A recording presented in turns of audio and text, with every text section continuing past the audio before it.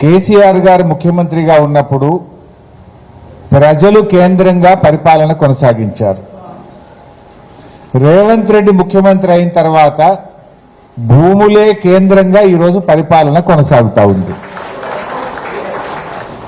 కేసీఆర్ గారు ఉన్నప్పుడు ప్రజలకు ఏం కావాలి, మొదలు మా ప్రభుత్వం వచ్చింది. ఈ రాష్ట్రంలో హైదరాబాద్తో సహా ప్రజలు త్రాగునీటి సమస్య ఎదుర్కొంటున్నారు.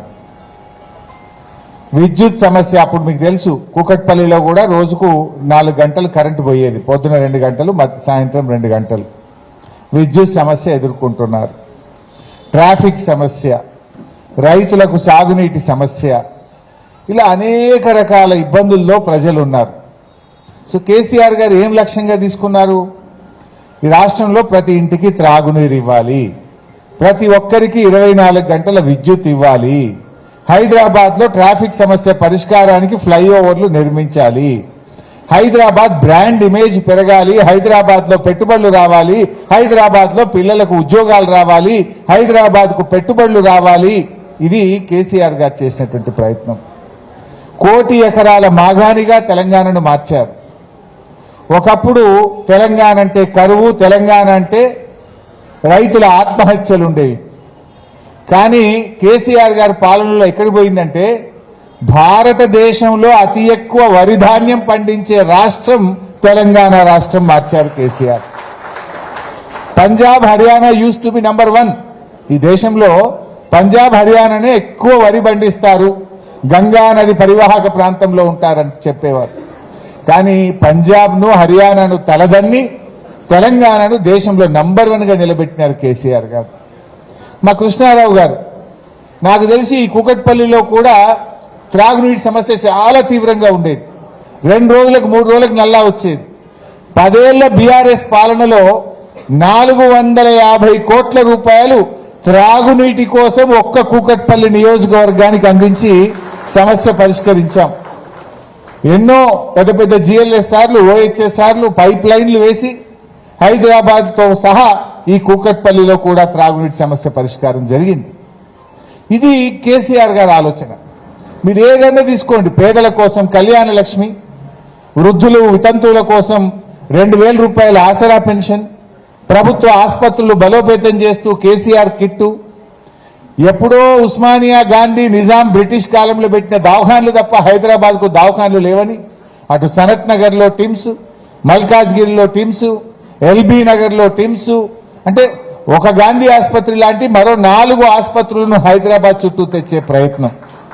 బస్తీ దవాఖానాలు మీకు తెలుసు, గల్లీ గల్లీకి ఇదే కూకట్పల్లిలో 20-25 బస్తీ దవాఖానాలు పెట్టినాం. బస్తీ దవాఖానాలు, టిమ్స్ ఆసుపత్రులు, విద్య, వైద్యం, infrastructure, drinking water, power sector, ఇది బీఆర్ఎస్ పాలన. మరి రేవంత్ పాలనలో ఏం జరుగుతూ ఉంది? ప్రభుత్వ భూములుంటే అమ్మకానికి పెట్టడం, హౌసింగ్ బోర్డు భూములు, టీజీఐఐసి భూములు లేదా స్వగృహ భూములు, ఎక్కడ భూమి ఉంటే దాన్ని అమ్మడం. చివరికి మొన్న హైదర్ నగర్లో కృష్ణారావు గారు మున్సిపల్ వైస్ చైర్మన్గా ఉన్నప్పుడు ఆ కాలనీ వాసులందరూ కోరితే ఆ 1000 గజాలను ఒక పార్కుగా ఆ రోజు ఆయన పోరాడి పార్కు కోసం కాలనీ వాసుల విజ్ఞప్తి మేరకు ఆ భూమిని పార్కు కేటాయించారు. రేవంత్ రెడ్డి దాన్ని కూడా అమ్మకానికి పెట్టిండు. ఆయన పార్కులు ఇడవడు, ప్లాట్లు ఇడవడు, గజాలు ఇడవడు, ఎకరాలు ఇడవడు, అమ్ముడు. ఈ 2.5 సంవత్సరాల్లో 30,000 కోట్ల రూపాయల విలువైన భూములు అమ్మేసినట్టు రేవంత్ రెడ్డి. బీఆర్ఎస్ హయాంలో హౌసింగ్ బోర్డులో ఒక్క గజమన్న అమ్మినమా? కేపీహెచ్బీలా పార్కులకు ఇచ్చాం. మీరు కోరితే పార్కులకు ఆనాడు కేటీఆర్ గారు స్థలాలు కేటాయించారు, ఇన్ఫ్రాస్ట్రక్చర్ కేటాయించాం, ఆసుపత్రుల కోసం ఇచ్చాం. కానీ ఈరోజు అమ్మడం తప్ప ఇంకేం మిగలలేదు. ఈ తెలంగాణలో 30,000 కోట్ల భూములు అమ్మారు. ఇప్పటికే ఇంకేం మిగిల్చే పరిస్థితి కనబడతలేదు. రేపటి భవిష్యత్ తరాలకు ఓ దేవాలయం కట్టడానికో, ఓ చర్చి కట్టడానికో, మస్జిద్ కట్టడానికో, లేదు ఒక ఆసుపత్రి కట్టడానికో, ఒక పాఠశాల కట్టడానికో, ఒక కాలేజీ కట్టడానికో, ఒక వాటర్ ట్యాంక్ కట్టడానికో రేపు స్థలాలు అవసరం లేదా? చనిపోతే కనీసం వైకుంఠ ధామమన్న కట్టాలన్నా వద్దా? कब्रिस्तान के लिए जगह चाहिए ना। अब जो जमीन है वो बेच देंगे तो कल कहां से जमीन मिलेगा? क्यों बेच रहे? రేపు బొంద పెట్టనీకి కూడా జాగ లేకుండా ఈరోజు ఉన్న ప్రభుత్వ స్థలాలన్నీ అమ్మేసే పరిస్థితి కనబడతా ఉంది. ఈ రకమైన పరిస్థితి కనబడుతుంది. అసలు మీరు ఆలోచించండి, ప్రభుత్వ భూములు ఒకవైపు అమ్మకానికి పెడుతున్నాడు, ఇంకోవైపు అసైన్డ్ భూములు ఎస్సీ ఎస్టీ బీసీలకు ఇచ్చిన అసైన్డ్ భూములను లాక్కోవడం, ఆ భూములను పారిశ్రామికవేత్తలకు కమిషన్లు పెట్టి అమ్ముకుంటా ఉన్నారు. ఆయన తమ్ముడే మొన్న ఈ మధ్య మీరు చూసుంటారు, రేవంత్ రెడ్డి తమ్ముడి కంపెనీకి 100 కోట్ల విలువైన భూమిని ఇవాళ అడ్డికి పావుషేరుకు కట్టబెట్టినారు. ప్రజల భూములేమో ప్రభుత్వ ఆస్తులుగా, ప్రజల భూములనేమో 22A నిషేధిత జాబితాలో పెడుతున్నారు, ప్రభుత్వ భూములేమో ఆయన కుటుంబ సభ్యులకు కట్టబెట్టా ఉన్నాడు. ఈ రకమైనటువంటి పరిస్థితి. ఇటు ఎస్సీ ఎస్టీ బీసీల భూములు 1,00,000 ఎకరాల అసైన్డ్ భూములు లాక్కున్నది ఈ కాంగ్రెస్ ప్రభుత్వం. పట్టాలు ఇస్తామని చెప్పిండ్రు, పట్టాలు ఇవ్వలేదు. కానీ వాళ్ళ దగ్గర ఏదో 20 లక్షలు 30 లక్షలు ఇచ్చే భూములు తీసుకొని పారిశ్రామికవేత్తలకు కమిషన్ల పేరిట కట్టబెట్టే ప్రయత్నం జరుగుతూ ఉంది. ఇక మూడవది, మీ ఆస్తులు, ప్రజల ఆస్తులు.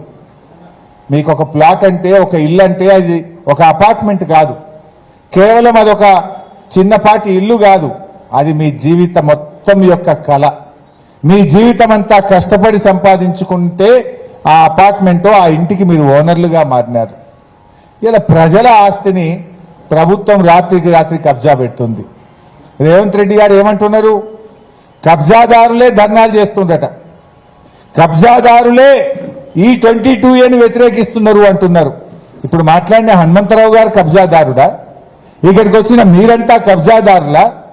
ఇలా ఈ ప్రజలు కాదు కబ్జాదారులు, ప్రభుత్వమే కబ్జాదారుడిగా మారింది. ప్రజల ఆస్తిని రాత్రికి రాత్రి నిషేధిత జాబితాలో పెట్టి ఈ ప్రభుత్వం కబ్జాదారుడిగా మారింది తప్ప రేవంత్ రెడ్డి గారు ఇక్కడికి వచ్చినటువంటి ప్రజలు కబ్జాదారులు కాదు. వీళ్ళంతా 60 ఏళ్ళు 70 ఏళ్ళ 80 ఏళ్ళ వయసు ఉన్నటువంటి వాళ్ళు. 40-50 సంవత్సరాల నుంచి ఆ ఇళ్లలో అపార్ట్మెంట్లలో డబ్బులు పెట్టి కొనుక్కొని, డబ్బులు రిజిస్ట్రేషన్ డిపార్ట్మెంట్కి కట్టి, మున్సిపల్ డిపార్ట్మెంట్కి కట్టి ఆ ఇల్లు కట్టుకొని ఆ ఇళ్లలో దశాబ్దాలుగా జీవిస్తున్నటువంటి ఈ ప్రజల ఆస్తులను రాత్రికి రాత్రి నువ్వు కబ్జా పెట్టినవు. ఈ ప్రజలు కాదు కబ్జాదారులు, నువ్వే కబ్జాదారుడిగా మారినవు.